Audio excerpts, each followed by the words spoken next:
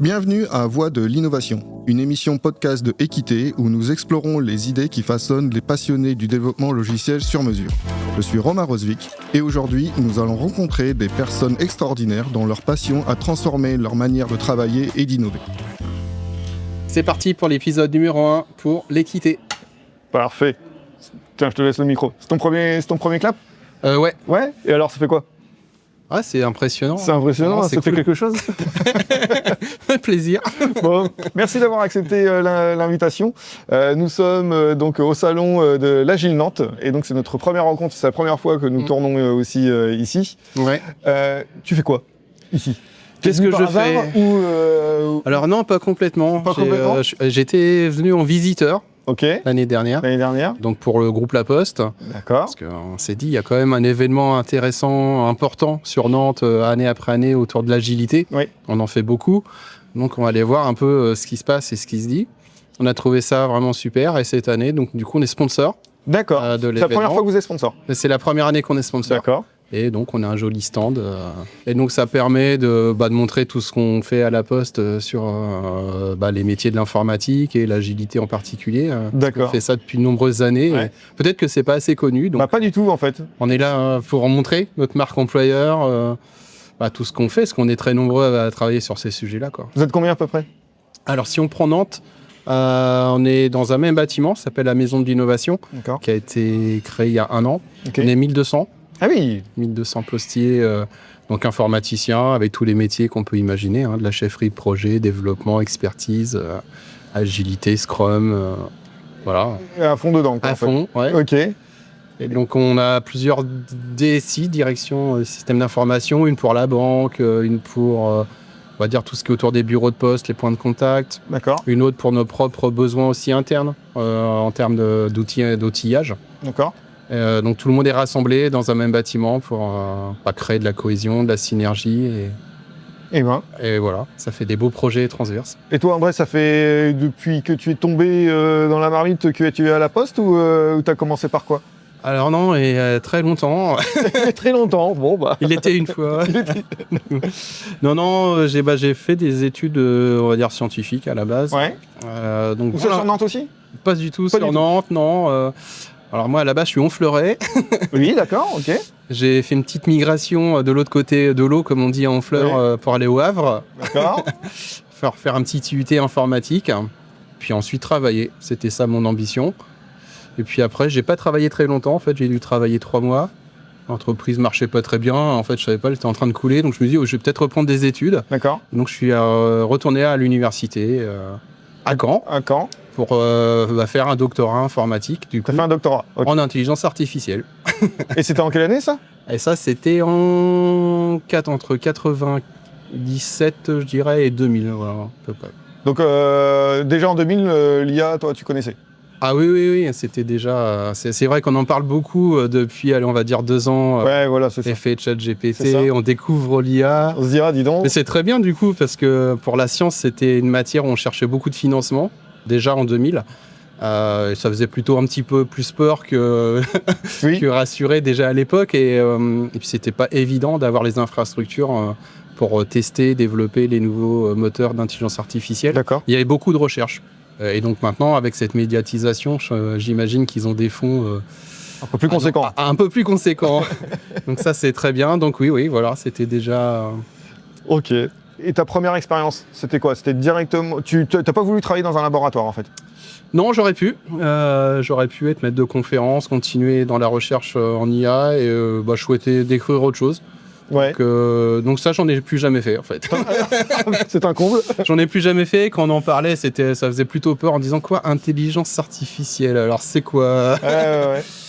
Sinon, tu fais quoi ? Donc voilà. Donc non, j'étais plutôt dans le management très rapidement. D'accord. En fait, management. Alors au début dans l'informatique, pendant une bonne quinzaine d'années.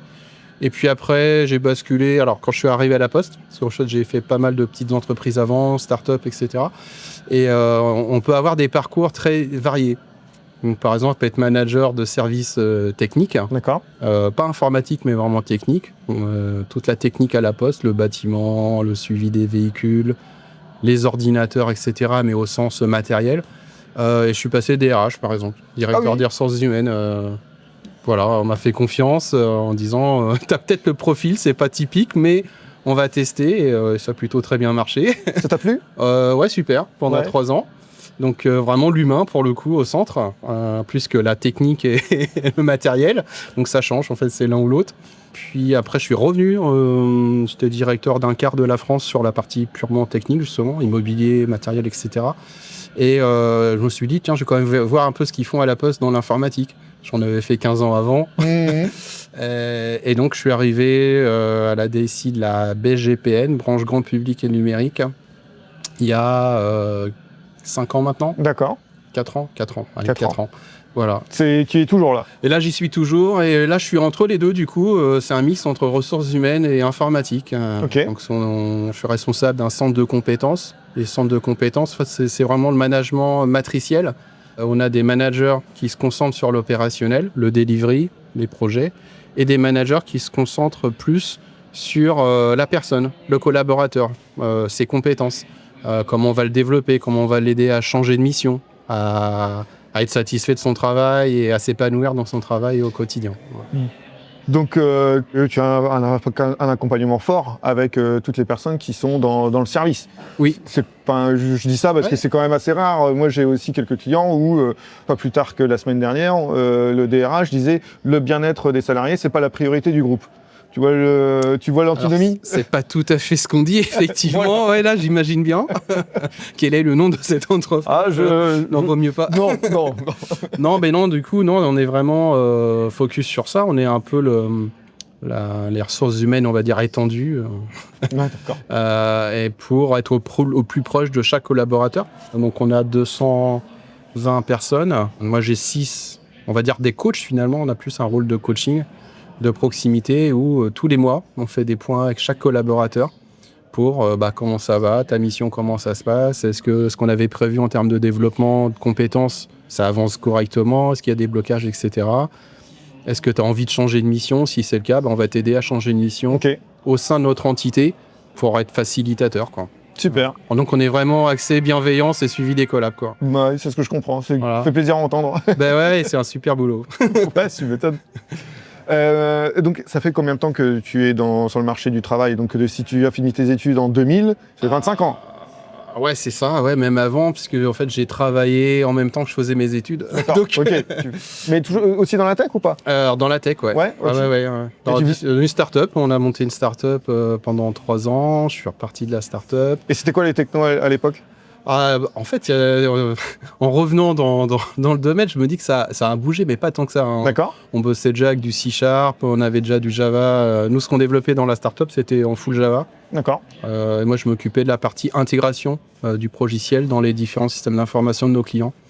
Tout ce qui est portail d'entreprise à l'époque. Voilà. Il y avait plein d'éditeurs français et américains.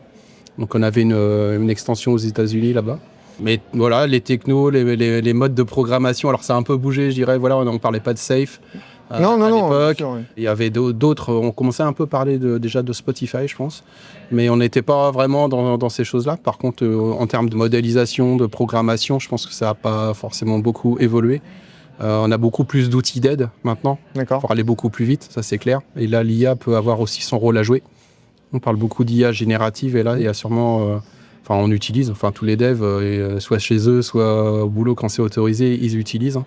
Et il y a sûrement encore plein de choses qu'on n'a pas assez exploitées encore. Voilà. J'ai vu sur ton stand que vous êtes numérique responsable aussi. Alors, numérique responsable, c'est vrai. Quel niveau? 1, 2, 19 Tu sais plus? Alors, 2. Bon, voilà. On est passé directement à 2, mais ouais, donc c'est déjà une belle ambition. Ouais. Donc, on a été certifié. Toutes les DSI sont certifiées, en fait, du groupe. Ça veut dire. Donc, chacun a sa propre certification, mais donc c'est beaucoup de boulot. Beaucoup de boulot, des normes à respecter et surtout diffuser au sein de toutes les équipes. C'est ça. Les valeurs plus que les normes et le respect de certaines règles pour être convaincu du bien fondé du numérique responsable. Donc on est tous convaincus et on le porte dans les salons, en interne, c'est ce qu'il faut du faire. directeur. On est tous convaincus, tous formés, sensibilisés. On va assez loin et on présente sur nos stands aussi des logiques d'éco-conception. Voilà, c'est souvent la prochaine étape. Ça, c'est l'étape, voilà, et des étapes assez pragmatiques. Donc il y a Alain Julien qui est présent, qui porte ça pour notre direction, pour avoir des choses vraiment pratico-pratiques et faisables par les développeurs, les testeurs, et qu'on puisse montrer qu'on a un label.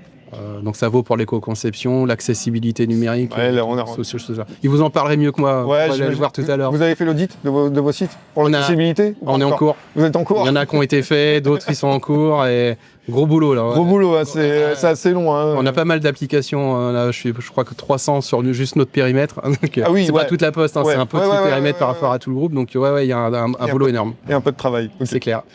Donc un peu plus de 25 ans de carrière. Déjà, non mais c'est très bien. Hein.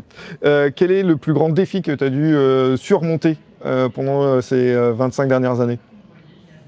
S'il y a un défi, une chose pour te dire ça c'était dur et puis j'ai quand même franchi cette étape-là. Plus des défis organisationnels, je dirais. D'accord. En tant que manager. Okay. Des restructurations. Voilà, en tant que directeur territorial, il y avait beaucoup de restructurations à mener.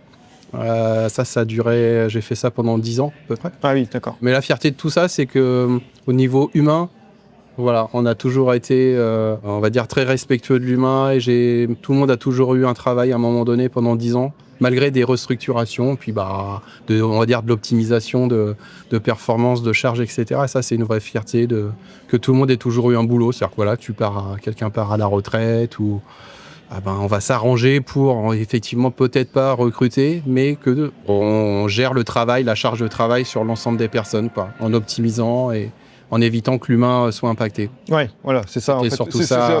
Moi, c'est ma priorité. Voilà. Ouais. Après, il y a tout ce qu'il faut va autour au niveau d'une entreprise, mais l'humain, c'est central et on doit le préserver. Très bien. Ça fait plaisir à entendre. Merci. On arrive à la fin de notre épisode. Et donc, pour donner et inspirer un petit peu tout le monde, qu'est-ce que tu pourrais donner? Peut-être un conseil ou un ouvrage, un livre qui ferait que les gens puissent s'inspirer et faire peut-être ton boulot que tu fais là, dans l'avenir. Hein. Alors, Alors, peut-être en ouvrage, j'ai bien aimé les livres de Marvin Minsky. D'accord. Donc, c'est un auteur hyper connu en tant que fondateur, un des fondateurs de beaucoup de choses autour de l'intelligence artificielle. C'est très inspirant. Voilà, ça permet de prendre pas mal de hauteur et aussi de se poser les questions. Je dirais, c'est pas un conseil, mais c'est de se dire, l'intelligence artificielle, ça peut être très bien comme ça peut être mal utilisé, ça peut être pas bien non plus. Donc il faut faire la part des choses et bien faire attention à ses usages, toujours dans le respect de l'humain, on va dire. Il faut que ça nous serve plutôt que ça nous desserve quelque part. Je suis assez d'accord avec toi. Voilà. Ainsi s'achève l'épisode. Merci beaucoup. Merci beaucoup et nous on se retrouve à la prochaine. Salut. Merci d'avoir écouté Voix de l'innovation. Nous espérons que vous avez trouvé cette conversation inspirante. Suivez-nous sur vos plateformes de podcast préférées pour ne pas manquer nos prochaines émissions avec de nouvelles personnes passionnées de développement logiciel.